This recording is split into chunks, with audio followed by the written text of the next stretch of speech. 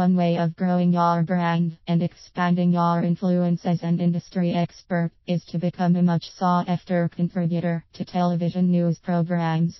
That means creating relationships with the producers of those news programs and giving them what they need to do their job.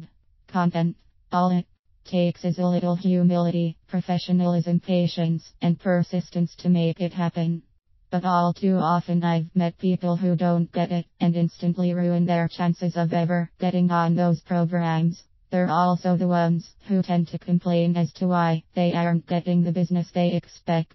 To give something for the rest of us to learn from, here are 12 ways of never getting on TV, courtesy of those who've burned their bridges before us.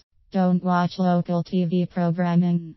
Major network affiliates offer local news programming to feature both local and national stories to inform and educate their viewers. Ignore your local stations and don't take the time to find out if they offer a morning, midday, or early evening local news magazine show that features local experts.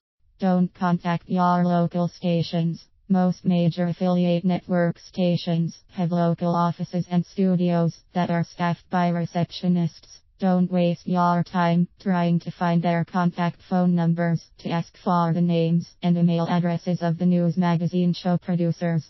Don't bother introducing yourself because you are far too busy and have so much to get done. Don't reach out to the local producers with an introductory email explaining briefly who you are and what information you can provide them with to help them beef up their segments. Don't send them leads. As an industry expert, you are probably constantly watching for the latest trends and producing content such as books, ebooks, articles, blog posts, and more.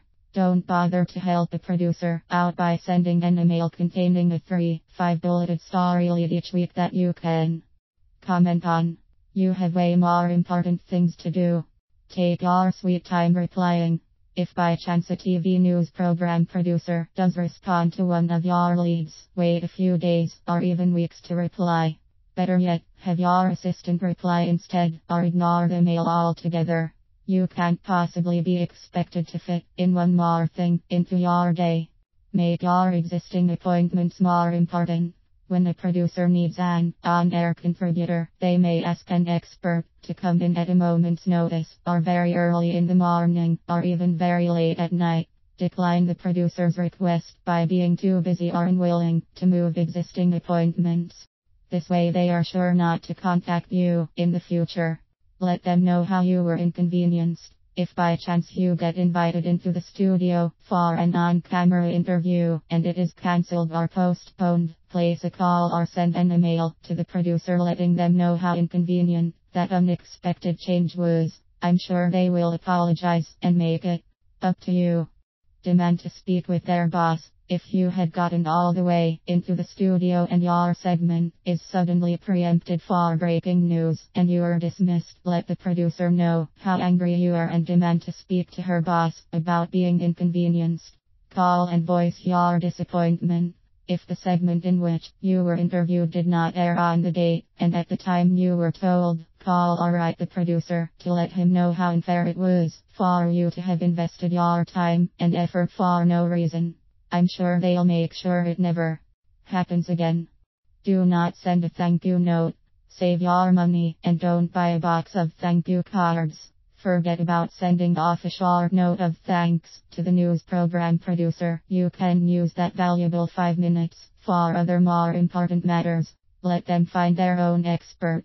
Once you establish a relationship with a TV show producer, they may contact you out of the blue when they are seeking commentary on a topic that is close to, but not exactly within your area of expertise. Let them know that you can't help them, or just ignore their request altogether.